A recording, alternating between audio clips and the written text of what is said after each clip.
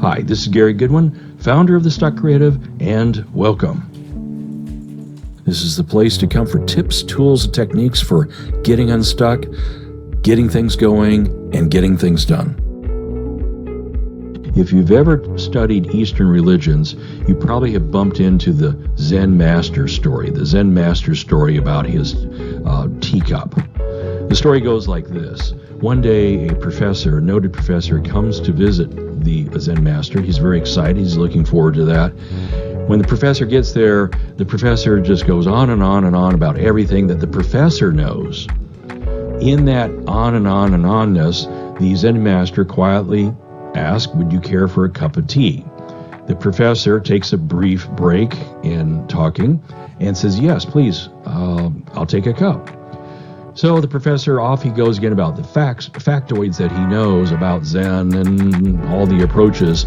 The Zen master is pouring the tea into the professor's cup and is pouring it in and pouring it in and pouring it in and fills it to the top, but just keeps pouring and pouring and pouring. It runs over the top, it runs across the saucer and then onto the table. And then the professor breaks from what he's been talking about, which is everything he knows about Zen, and he says, What are you doing? And that's when the Zen master says, "Please stay and take your time and enjoy your tea, but when you're finished, you'll need to go." Now this is a shock to the professor. The professor has traveled and had anticipated learning a lot from the Zen master, and he asked, "Zen master, why must I go? I've traveled this way. I'm here to learn so much from you." The Zen master says, "I can't teach you anything. I have nothing that I can provide you because your cup, just like the teacup here, is filled to the brim and is overflowing. There is no room for you to take in new information that I might be able to impart to you."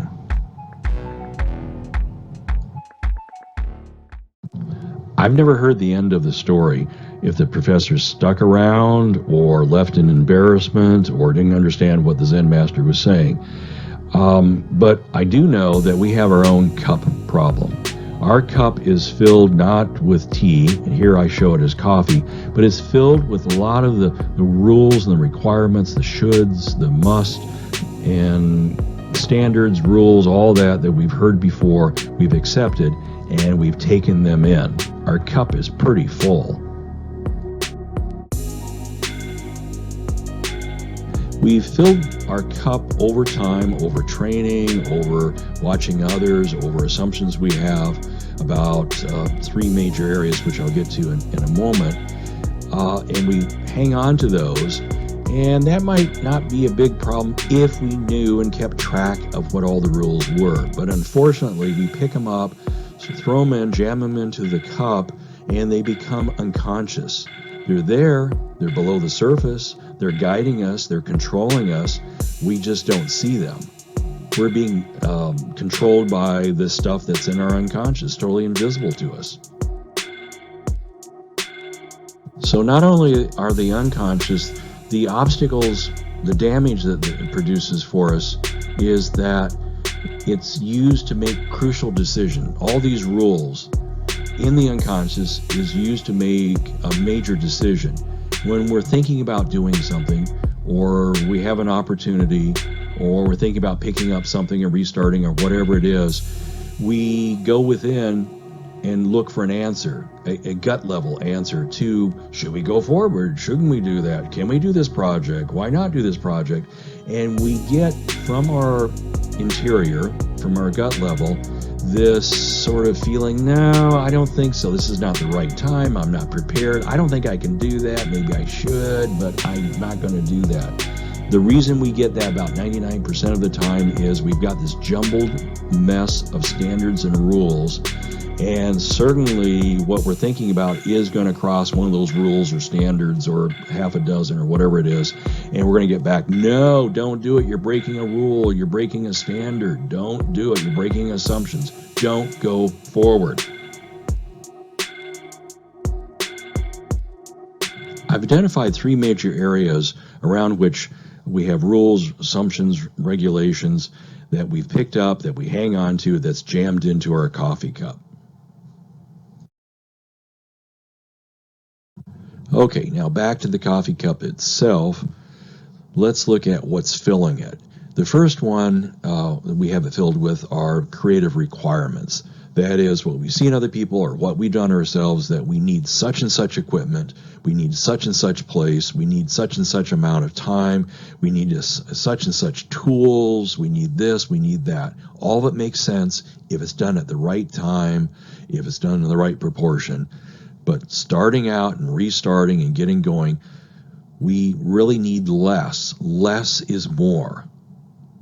We need fewer of these required things than we might think we do. We need to trust the process. We need to trust getting in there and working is a good way to start. So it's putting aside a long list of creative requirements that we have.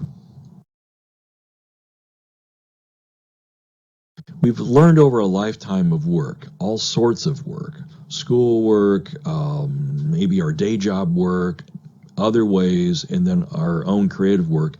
We've come up with rules or requirements or standards how we want to work, how much alertness we want to have, how much energy we want to have, how much inspiration we want to have, how much perseverance we want to have, and the rest. That's fine. Those are important. We've learned those over many years and a lot of work. We may need to put a lot of those on the shelf, or at least loosening up those standards. They're worth re-examining and loosening up the standard of persistence, of alertness, of energy level, of inspiration, of readiness to work. Because we need to be doing what? The number one thing is in there working and working daily.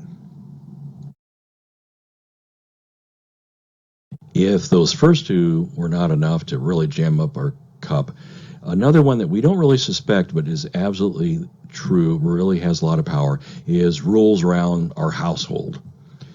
For instance, we say that we shouldn't be doing certain things in certain areas, certain times. We shouldn't be making a mess. We shouldn't have stuff out. If we don't have any other location to do the sort of work that we really want to do, then we got to break these rules. We got to break the rules of cleanliness. We have to break the rules of clutter. We have to break the rules of sometimes making a mess, at least temporarily, and maybe taking a chance it'll become a permanent mess. But we have to take that. I don't know of any way around that, but I'll discuss more about that in a minute. But household rules will get us if the other two don't.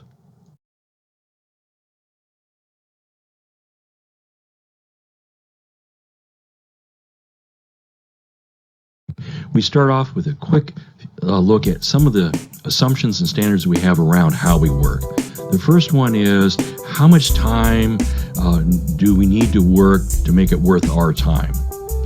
That's a little bit different than how much time do we need to develop the habit of working, the habit of getting started and keeping going, the habit of learning something new every day, having an experiment every day, making some progress every day. That's different from saying how much work will it take to complete a project. The goal, as you heard me say, is to work daily, to set aside 10 minutes, 15 minutes, 20 minutes, and you'll be amazed what happens with day after day of doing that experience of short block of time. There are some days you're just not going to be able to put in your full work session. So if you're heading for 20 minutes, but you have to leave after 10 for whatever reason, great, fine. Don't sweat it. Don't beat yourself up. There's tomorrow to continue on for the next 20 minutes.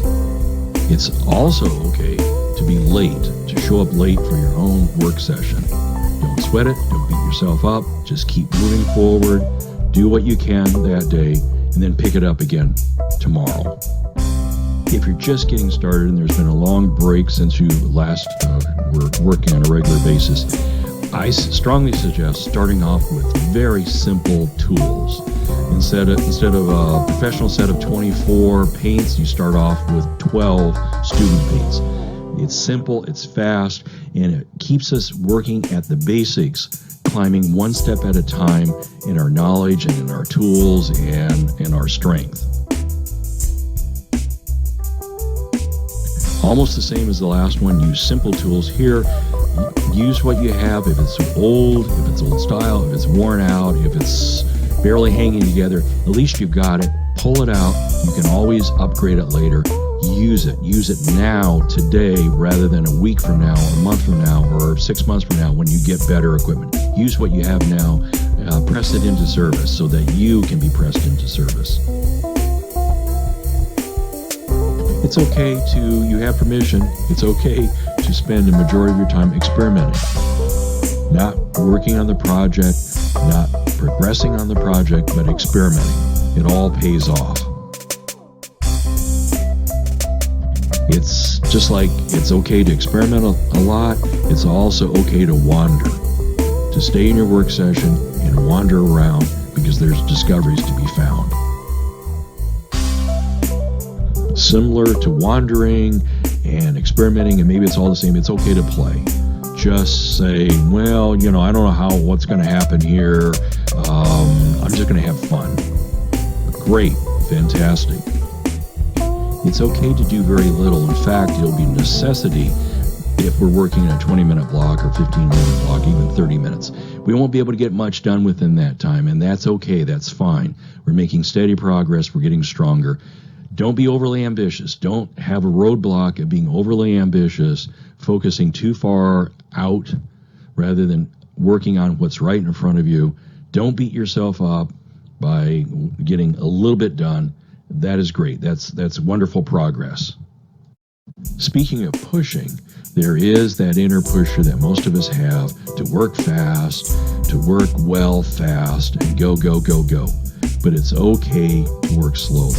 Give yourself the permission to work slowly. It's okay.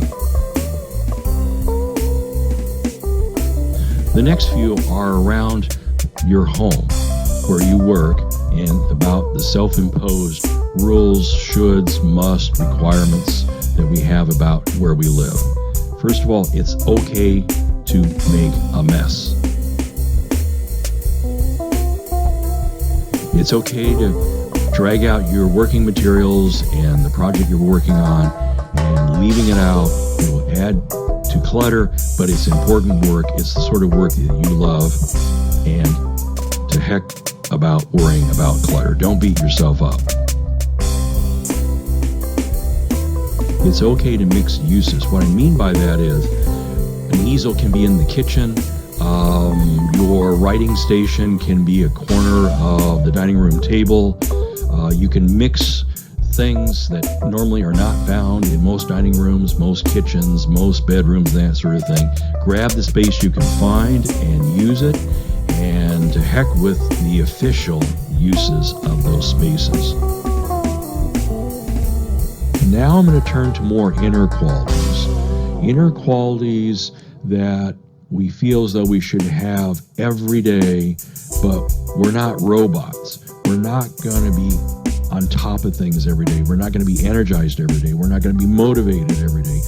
We are humans, and humans vary from day to day. We know that, but if we can accept that, and if we can change our standards so we can accept our imperfection, our ability not to be a robot, then we're gonna press forward. We're gonna get it done. Robots have a certain thing they do each and every day without variation. We're not like that at all.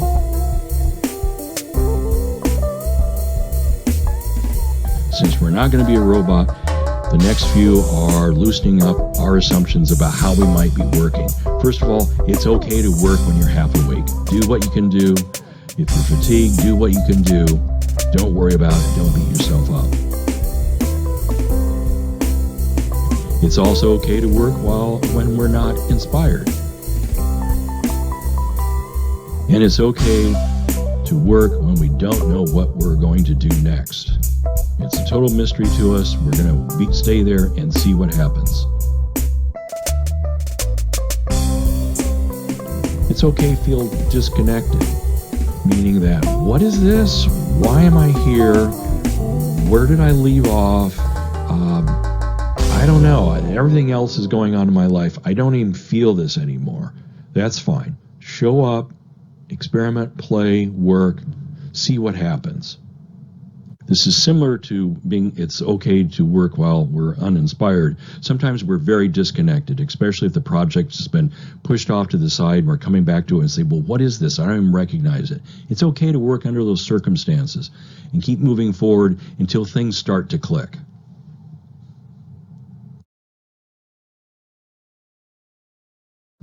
Related to that disconnection, it's also okay to show up with all sorts of inner qualities you don't want to have, to show up confused, to show up discouraged, or show up being lost. No one wants to show up that way. No one wants to work that way, but it's okay to have those inner qualities and still get there and experiment, play, start. Here's a whole number of conditions that we can work under. We can work when we're confused. We can work when we're discouraged. We can work even when we're lost, not knowing what we're doing, what comes up next, or what this is all about. Work until things start to click. It's okay to start over. Now, it could be starting a new project, starting a new perspective of how you work, new tools, whatever, just getting back and saying, okay, what I've just been working on isn't taking me to where I need to go. I need to break and go a total different angle on this. We're going to be doing that consistently if we're working consistently. We're going to be frequently starting over. The advantage is not only do we get better and discover all sorts of things, we also discover that our fifth draft is much better than our first draft. Even though when we considered doing draft number 2, we said, well, that's basically starting over. We will discover, if we work consistently, the advantages of starting over, so it won't freak us out when we do have to start over. Well, the Zen Master is very wise because he knows this is going to take some time. Go through the list. You don't need to do everything, but pick maybe 2 that you have some sort of concerns around. That seems like a rule that just cannot be broken, but without breaking, if you don't break the rule, you won't be able to go forward. A painter who has no place to paint must paint at home, must be open to making temporary messes or permanent messes. So that's what I'm talking about. It's pushing that, taking some time and saying, what would it take, using that example, for me to accept or be more comfortable with about the mess issue or clutter or mixing the uses, and take time and work it through, then go on to the next one that seems to be a rule, a hard and fast rule, but still blocking you, and see what you can do.